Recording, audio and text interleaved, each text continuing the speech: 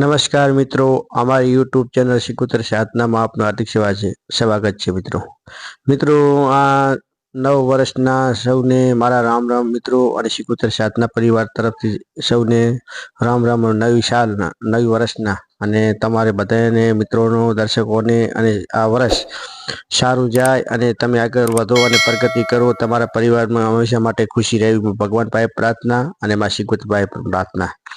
મિત્રો આજે હું આ વિડીયો લઈને આવ્યો છું।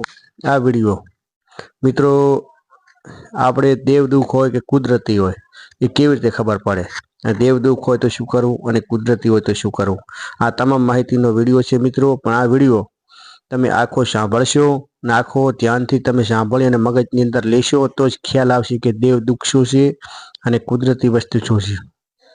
દેવદુખ હોય તો શું એના સંકેત મળે આપણે, અને કુદરતી હોય તો શું સંકેત મળે। દેવદુખ હોય તો આપણે એના માટે શું કરવું અને કુદરતી હોય તો શું કરવું। અત્યારે મિત્રો અત્યારે જમાના પ્રમાણે અત્યારે આ કળિયુગ છે એટલે દવા અને દુવા બંને કરવી પડે છે મિત્રો। પણ દેવદુખ હોય અને કુદરતી હોય એમાં ઘણો ફરક પડે મિત્રો। હંમેશા માટે મિત્રો તમને હું કહું છું, મારા દર્શકોને બે હાથ જોડીને પ્રાર્થના કરું છું મિત્રો, અત્યારે દવા અને દુવા બંને કરવાનું આપણા કિસ્મતમાં કોઈ લખેલું હોય, કિસ્મતની અંદર ભોગવવાની તકલીફ લખેલી હોય, કુદરતી હોય તો દેવને કોઈ દોષ આપવાની જરૂર નથી મિત્રો। દેવ તમને કોઈ મારી નથી નાખતો મિત્રો। કોઈ દેવને દોષ આપીએ, આપણી માતાજીને દોષ આપીએ, આપણી કુળદેવીને દોષ આપીએ, કોઈ દોષ ના આપો મિત્રો, આપણા કર્મનો દોષ હોય છે મિત્રો। આવી સલાહ અને આવી સૂચન તમને મિત્રો યુટ્યુબની અંદર કોઈ નહીં આપે, પણ હું તમને સાચે માર્ગે અને રસ્તે અને સાચે રસ્તે ચાલો, કોઈ અંધશ્રદ્ધાની અંદર તમારા ઘરની અંદર કોઈ અહિત ના થઈ જાય એના માટે હું તમને સલાહ સૂચન આપું છું મિત્રો। આપણી માતાજીની પૂજા કરવી, શ્રદ્ધા રાખવી, આરાધના કરવી, પણ અંધશ્રદ્ધામાં ઘણું ના રહેવું। કેમ મિત્રો અત્યારે જમાના પ્રમાણે કુદરતી કોઈ અત્યારે કળિયુગ છે મિત્રો, અત્યારે ખાવાની બધી વસ્તુઓ કેમિકલ વાળી વસ્તુ આવી જાય છે, અત્યારે કોઈ શુદ્ધ વસ્તુ હોતી નથી। એના માટે મિત્રો તો આપણે કોઈ શરીરની અંદર રોગ થતો હોય અને આપણે દેવ ઉપર રાખી અને દેવને દોષ આપી અને બેઠા રહીએ અને દવાખાને ના જઈએ તો મિત્રો કોઈ આપણા કર્મનો દોષ છે મિત્રો। અને કોઈ દેવનો દોષ ના આપવો અને કોઈ દેવને એવી ઓળભો કે એવો ઠપકો ના આપવો મિત્રો। તમારી શ્રદ્ધા વિશ્વાસ અને મા કુળદેવી તમારું ઈષ્ટદેવ હશે, તમે પૂછતા હશો તો તમારું જો અહીં થવા નહીં દે કોઈ દિવસ, એટલો મને વિશ્વાસ છે। તમે પણ તમારા દેવ ઉપર વિશ્વાસ રાખજો મિત્રો। અત્યારે દેવ દુઃખ શું છે અને કુદરતી વસ્તુ શું છે એ તમામ માહિતીનું હું તમને આ વિડીયોની અંદર કહું છું, અને આ વિડીયો તમે ધ્યાનથી સાંભળશો અને ધ્યાનથી સમજશો તો તમને ખ્યાલ આવશે કે ના આ વિડીયાની અંદર જે માહિતી છે સાચી આપી છે। ઘણા લોકો તમે અત્યારે જમના પ્રમાણે અંધશ્રદ્ધામાં જતા રહે છે મિત્રો। કોઈ બી તકલીફ થાય એટલે દેવ ઉપર નાખી દે કે દેવનું મિત્રો એવું નથી હોતું।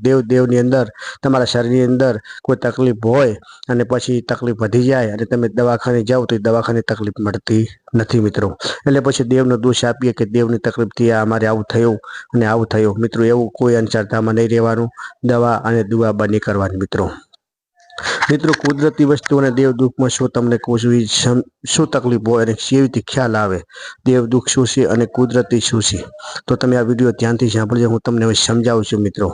પહેલી વસ્તુ તો એ છે મિત્રો કે દેવ દુઃખ હોય તો દેવ દુઃખની અંદર તમારે શરીરની અંદર કોઈ બીમાર વ્યક્તિ ઘરની અંદર કોઈ બીમાર હોય, તમે દવાખાને જઈએ ને રિપોર્ટ કરાવીએ, એક જગ્યાએ રિપોર્ટ અલગ અલગ આવે, 3-4 જગ્યાએ આપણે દવાખાને ગયા હોય અને 3-4 જગ્યાએ આપણે રિપોર્ટ કરાયા હોય, રિપોર્ટ કરાવો અને રિપોર્ટ બધી જગ્યાએ અલગ અલગ આવે તો સમજવું કે દેવ દુઃખ છે મિત્રો।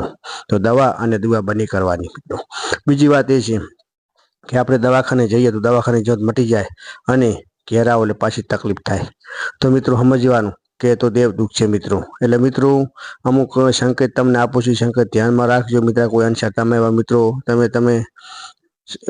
તમે અંધશ્રદ્ધાની અંદર રહી અને તમે મિત્રો કોઈ ઘરની અંદર કોઈ ખરાબ થઈ જાય એવું કાર્ય ના કરતા। તમે દવાખાને જાઓ અને દવાખાને મટી જાય ઘેર આવો એટલે પાછી તકલીફ થાય મિત્રો।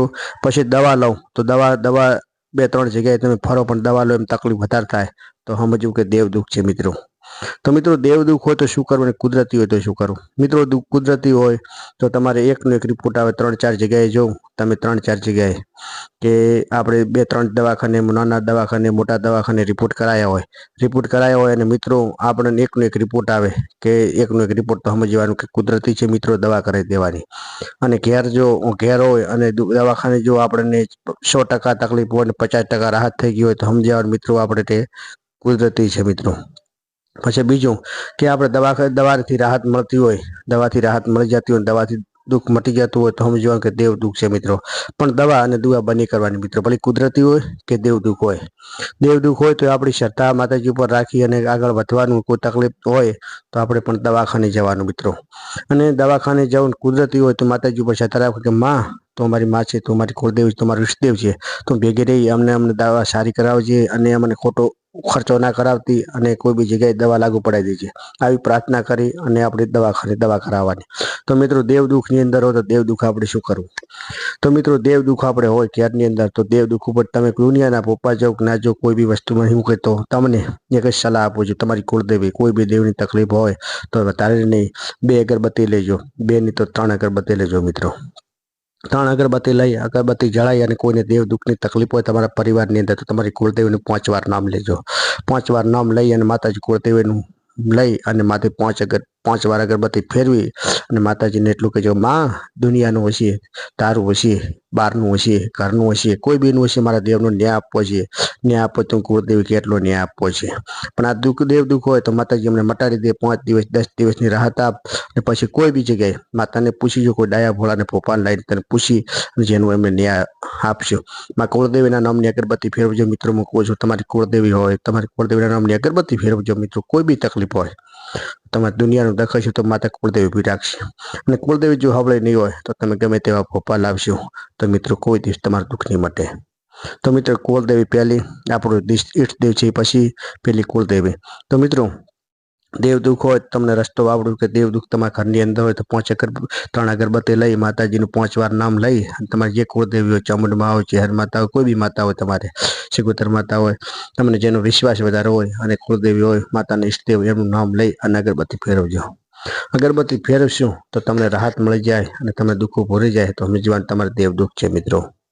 એવી રીતે કરજો મિત્રો અને બીજે કોઈ બહાર દોડતા નહીં અને ઘરની માતાજીને પૂછજો, તમારું ઈષ્ટદેવ હોય, તમારી માતાજી કોઈ બી હોય, સિકોતર માતા હોય, ચામુંડ માતા હોય મિત્રો, હું અત્યારે મારી કુળદેવી માતા ચામુંડ છે અને ઈષ્ટદેવ મારું સિકોતર છે મિત્રો। મારી કુળદેવી અને મારી સિકોતર પર મને બહુ ભરોસો છે મિત્રો। દુનિયાની તકલીફ હોય તો મારી સિકોતર પર મને વિશ્વાસ અને મારી કુળદેવી પર વિશ્વાસ છે। કોઈ બી દેવ દુઃખ હોય તો મટી જાય મિત્રો। પણ મિત્રો આપણી શ્રદ્ધા અને વિશ્વાસ હોવો જોઈએ। તમારી શ્રદ્ધા અને વિશ્વાસ તમારી માતાજી ઉપર નહીં હોય અને બીજાની માતાજી ઉપર હશે અને બીજાના દેવ ઉપર હશે તમારી માતાજી ક્યારેય કામ નહીં કરે। તો મિત્રો એટલું ધ્યાન રાખજો કે દેવ દુઃખ અને કુદરતીમાં આટલી તમને મેં સલાહ આપી એ પ્રમાણે છે, પણ દેવ દુઃખ હોય તો તમારી કુળદેવીને અને માથે કોઈ બી એવું લાગે અગરબત્તી નહીં તો તમારે કોઈ બી મુઠ્ઠી હવા મુઠ્ઠી ઘઉં લેવાના। હવા મુઠ્ઠી ઘઉં લઈ લાલ કાપડ લેવાનું, લાલ કાપડની અંદર તમારી શક્તિ પ્રમાણે 1 રૂપિયો 11 રૂપિયો મૂકી અને માતાજીને પહેલથી તમારે મૂળો નહીં વાળવાનો, પહેલું બધું લઈ અને ખુલ્લું રાખવાનું। માતાજી કોઈ બી તકલીફ હોય, કોઈ બીમાર વ્યક્તિ હોય, કોઈ ઘરની અંદર સંકટ હોય, કોઈ ઝઘડા આ છે તે છે બધું હોય, તમારે માતાજીને કેવી માં મૂડો બાંધું છું, કોઈ બી દેવનું હશે, કોઈ બી હશે, ઘરનું હોય, બહારનું હોય, તારું હોય, હું આપવા તૈયાર છું। પણ આ મૂડાની અંદર કોઈ બી વસ્તુ ઊભી રહે, આ પૈસા છે, એક અમારું જમીન વસ્તુ છે, 11 રૂપિયા મૂકો, 21 રૂપિયા મૂકો, 1 રૂપિયો મૂકો, આ મારું જમીન છે, અમે તમે કહેશો એટલું કરવા તૈયાર છીએ। અને આ દાણા છે મિત્રો, આ પંખી દાણા આપવાના છે, તમે કેટલો દર ધર્માદો કહેશો એટલો અમે કરવા તૈયાર છીએ। અને આ મૂડો છે, મૂડાની અંદર તમે જે કહેશો એ અમે કરવા તૈયાર છે। આજ કોઈ બી તકલીફ હોય આ મૂડાની અંદર ઊભું રહે, મહિનો હવા મહિનો તમારે એવી રીતે ટેક રાખવાની છે।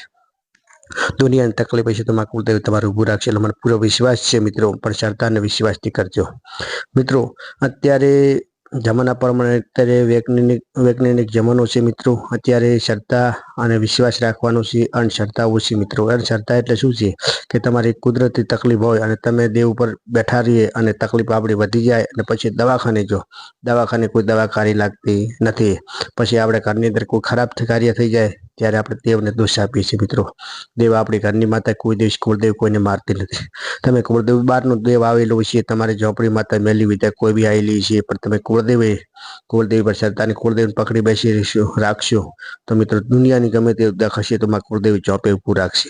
પણ વિશ્વાસ રાખજો મિત્રો, કુળદેવીને ભૂલતા નહીં, બારે પટકો ગમે તેમ પણ કુળદેવીને વિસરતા નહીં અને તમારું ઈષ્ટદેવને ભૂલતા નહીં તો તમારે કોઈ દિવસ તકલીફ નહીં આવે।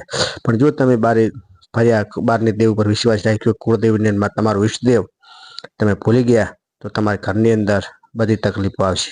તો મિત્રો દેવ અને દેવ દુઃખ અને કુદરત દુઃખની અંદર મેં તમને જે સમજાયા છે એ તમામ માહિતી મિત્રો તમને ખબર પડી ગઈ છે। અત્યારે હું હવે નવા સિકોતરના વિડીયો લઈને આવવાનો છું અને અમારી યુટ્યુબ ચેનલ સિકોતર સાધનાને તમે લાઈક કરતા રહેજો, શેર કરતા રહેજો, સબસ્ક્રાઈબ કરતા રહેજો। જય માં સિકોતર, જય માં ચામું, જય માં મેળી, જય માં જહું મિત્રો।